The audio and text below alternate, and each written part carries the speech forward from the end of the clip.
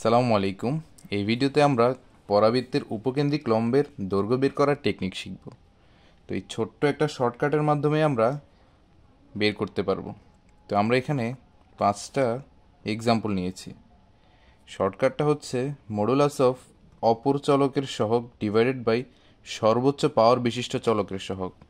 এখানে মডুলাস নেওয়ার কারণ হচ্ছে আমরা যে দৈর্ঘ্য বের করতেছি সেটা তো কখনো নেগেটিভ হবে না, এই জন্য মডুলাস। তো আমরা প্রথমে এক্সাম্পলটার দিকে যদি তাকাই, x² + 6x + 3y = 0। এখানে দুইটা চলক এক্স আর ওয়াই, কিন্তু এখানে x² অর্থাৎ সর্বোচ্চ পাওয়ার বিশিষ্ট চলক হচ্ছে এক্স, দেন অপর চলকটা হচ্ছে ওয়াই। সো আমাদের উপকেন্দ্রিক লম্বের দৈর্ঘ্যটা হবে হচ্ছে মডুলাস অফ অপর চলকের সহগ মানে ওয়াই সহগ ডিভাইডেড বাই সর্বোচ্চ পাওয়ার বিশিষ্ট চলকের সহগ, এখানে 1 x² সহগ 3 এককটা হচ্ছে এখানে অ্যান্সার। সেকেন্ড এক্সাম্পলটার দিকে যদি তাকাই, এখানে সর্বোচ্চ পাওয়ার বিশিষ্ট চলক হচ্ছে x² বা এক্স, মানে অপর চলকটা হচ্ছে ওয়াই।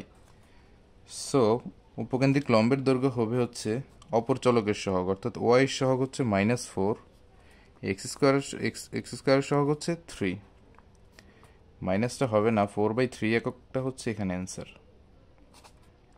সেমভাবে এটাও হবে হচ্ছে 2 ডিভাইডেড বাই 1 অর্থাৎ 2 একক।